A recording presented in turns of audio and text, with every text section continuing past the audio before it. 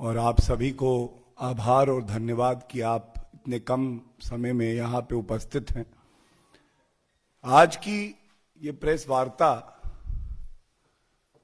केवल राजनीति के संदर्भ में नहीं है। कल जो हम लोगों ने देखा कि किस तरह से तमाम विदेशी, जिनको सेलिब्रिटी लोग चाहे कहें लेकिन हम सेलिब्रिटी नहीं कहेंगे, वो ताकतें जो भारत की प्रगति से परेशान हैं, जो नहीं चाहते कि हमारे देश की लोकतंत्र की बात पूरे विश्व में तारीफ करके करी जाती है, वो आगे भी हो, जो चाहते हैं कि हमारे देश की जो नींव है, आर्थिक मजबूती, सामाजिक मजबूती और सांस्कृतिक धरोहर, इसको कैसे नष्ट किया जाए, उसके लिए एक अंतर्राष्ट्रीय साजिश रची जा रही है। हम सब जानते हैं कि 26 जनवरी गणतंत्र दिवस का दिन हमारे लोकतंत्र के लिए सबसे पवित्र और पावन होता है।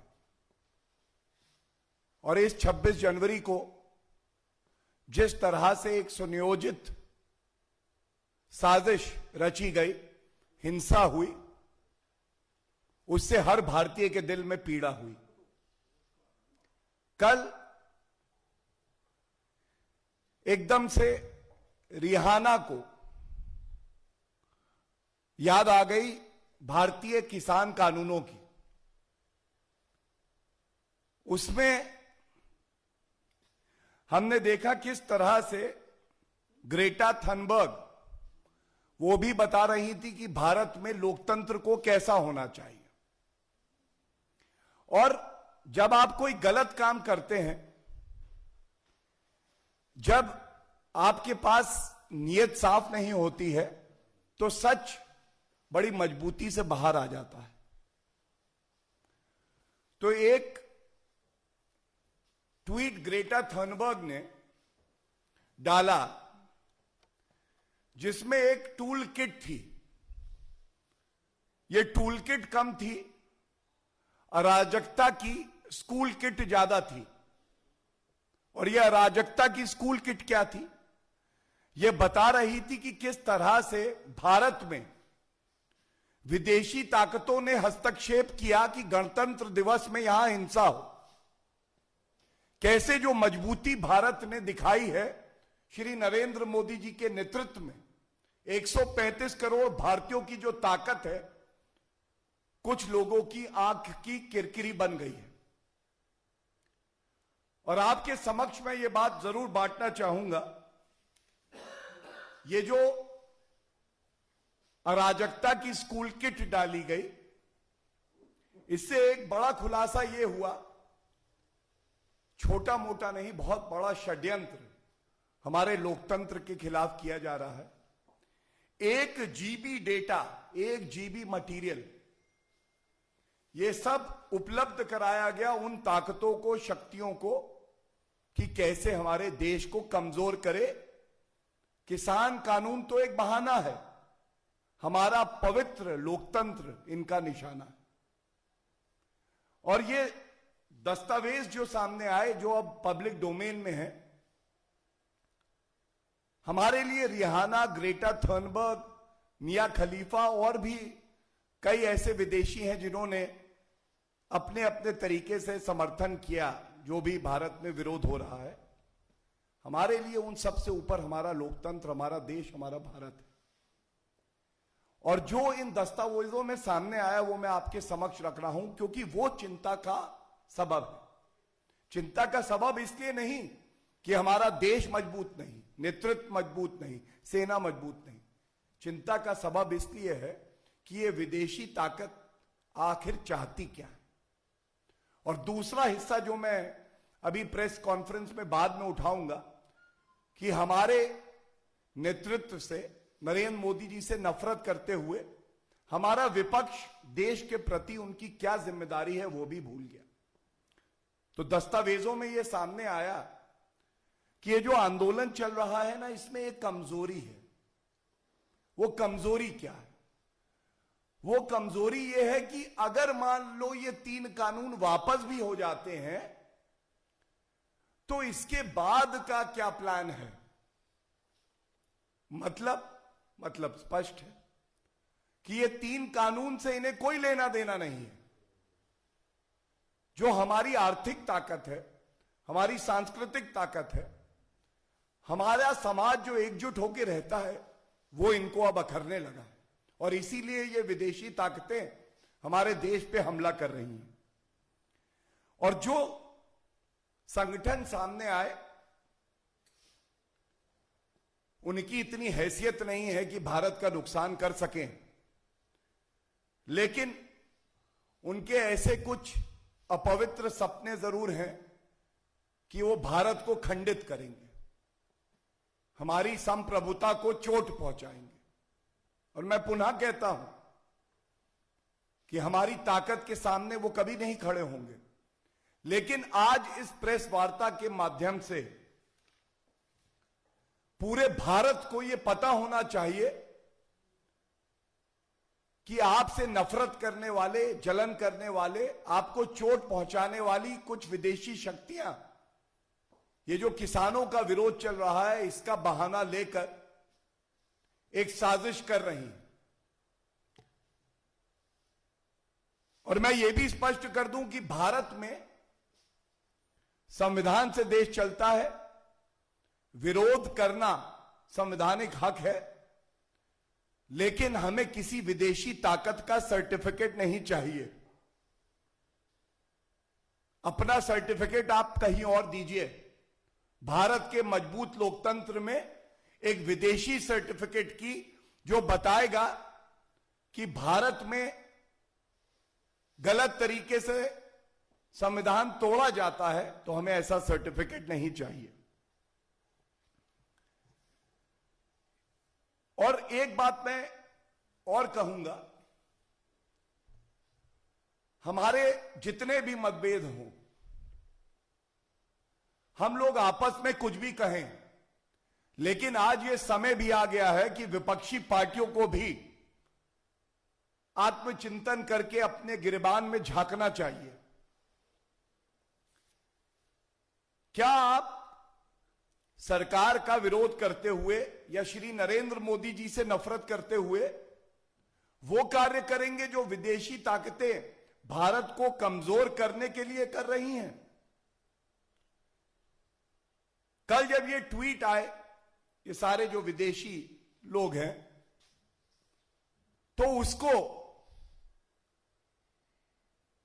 और मुखरता से फैलाने वाले, उस पे कमेंट करके ट्वीट करने वाले कोई और नहीं, कांग्रेस पार्टी के ही वरिष्ठ नेता थे।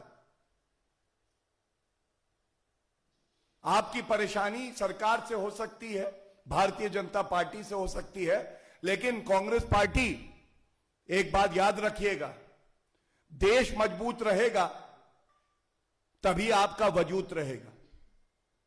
देश को कमजोर करेंगे तो यह भारत में भारतीय जनता पार्टी का शीर्षस्थ नेतृत्व सहन नहीं करेगा। और सवाल यह भी उठ सकते हैं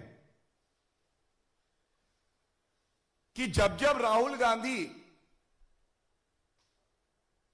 भारत छोड़ के बाहर जाते हैं तो क्या वो भी इस साजिश के हिस्सा होते हैं?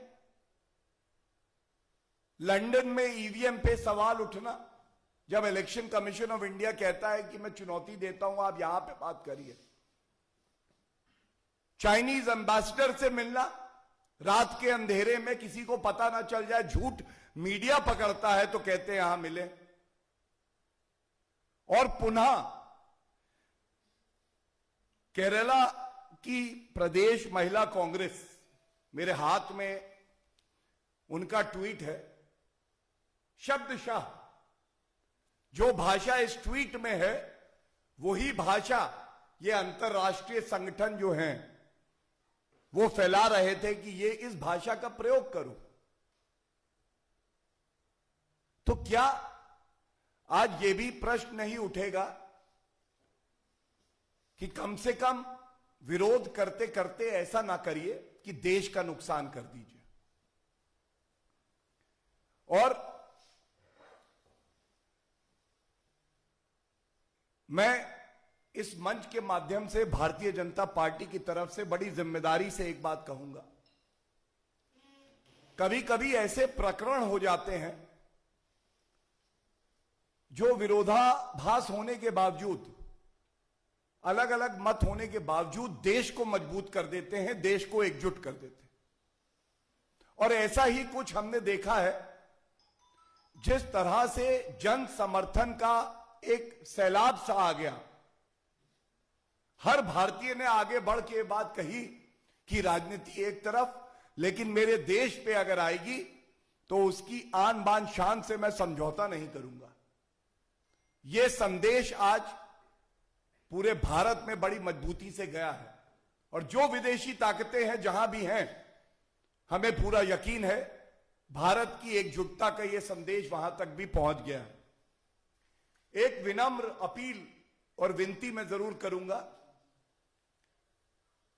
जैसा हमारी सरकार ने, श्री नरेंद्र मोदी जी ने, सभी भारतीय जनता पार्टी के वरिष्ठ नेताओं ने, हमारे राष्ट्रीय अध्यक्ष श्री जेपी नड्डा जी ने कहा है, हम किसानों का बहुत सम्मान करते हैं।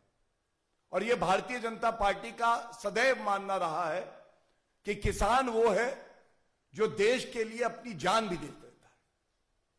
तो एक विनती और एक अपील मैं जरूर करूंगा किसान भाइयों से, आप हमसे बातचीत करिए। जो कुछ किसान संगठन हैं जिनको ये कानून ठीक नहीं लग रहे, वो विरोध कर रहे हैं, विरोध जरूर करिए। लेकिन अगर कोई बाहरी ताकत हमारे देश का नुकसान करती है, आपके बच्चों का भविष्य पे कालक पोतती है, तो हम सबकी यह जिम्मेदारी बनती है कि हम एकजुट हो जाएं। और जिस तरह से यह उदाहरण के तौर पे पेश कर रहा हूं,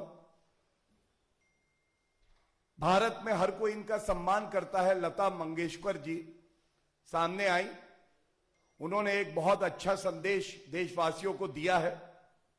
उन्होंने भी यह बात कही है कि विदेशी शक्तियों का भारत की अंदरूनी राजनीति में कोई स्थान नहीं है। उन्होंने यह भी कहा है कि हम अंदरूनी मामले सुलझाने में सक्षम हैं। इसी तरह से सचिन तेंदुलकर जी भी सामने आए हैं और तमाम ऐसी बड़ी हस्तियां हैं, बॉलीवुड से हैं, क्रिकेट जगत से हैं। ये सब आज दिखा रहे हैं कि हमारी एकता क्या है। और अंत में इस बात से करूंगा, जो विदेशी थे उनसे हमें वफा की नहीं थी उम्मीद, लेकिन विपक्ष क्यों नहीं जानता कि वफा क्या है। एक इंडिपेंडेंट कंट्री, स्वतंत्र राष्ट्र का पहला मापदंड यह होता है कि जो निर्णय राष्ट्र के लिए लिए जाते हैं उसमें कोई भारी ताकत का हस्तक्षेप ना हो। This is the concept of sovereignty. No external power can dictate what is good for our country.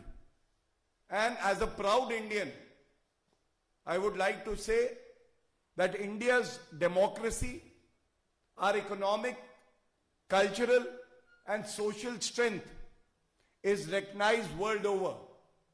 This is a conspiracy and a sinister design by certain powers internationally to weaken our country. And I must, in the end, say that India, under the leadership of Shri Narendra Modi ji today, is strong enough to not only resist, but to destroy such evil powers.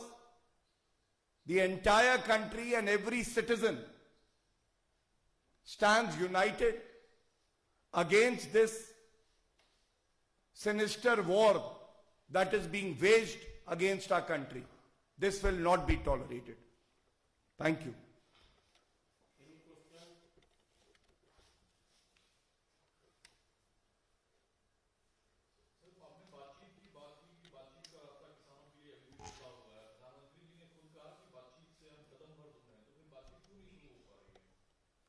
देखिए, जो आज की press वार्ता का मुद्दा है, मैं उसी पे उत्तर देना चाहूंगा। और किसानों से बातचीत 11 दौर हुई है, आगे भी होती रहेगी। मैं धन्यवाद देता हूं आपने ये प्रश्न किया, लेकिन पुनः कहूंगा, ये देश जब आगे बढ़ेगा तो विभिन्न वर्ग हों, चाहे किसान भाई हों, चाहे मजदूर हों, चाहे कोई और हो, तभी सुरक्षित भी रहेगा, मजबूत भी रहेगा। तो ये प्रेस वार्ता आज इस बात के लिए है कि देश एकजुट होकर खड़ा है और इन विदेशी ताकतों को परास्त करने का हुनर, ताकत, मंशा हमारे पास है और इन्हें हम परास्त करेंगे।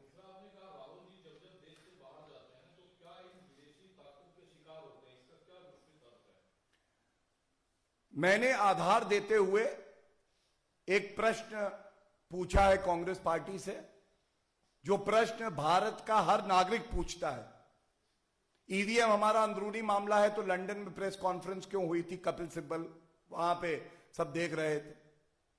जब भारत से बाहर गए राहुल गांधी, विदेशी भूमि में उन्होंने गलत कहा कि हमारा जो ताना बाना है सौहार्द का, वो खत्म हो रहा है। और मैंने ट्वीट दिखाया आपको उनके स्टेट यूनिट का, जिसके सारे शब्द वही हैं जो 1 GB मटेरियल मैंने बताया ये विदेशी ताकतें फैला रही थी, उससे लिए गए हैं। तो क्या ये सवाल वाजिब नहीं? और इसीलिए ये जो शक की सुई है, ये घूम के कांग्रेस पार्टी पे जाती है। धन्यवाद।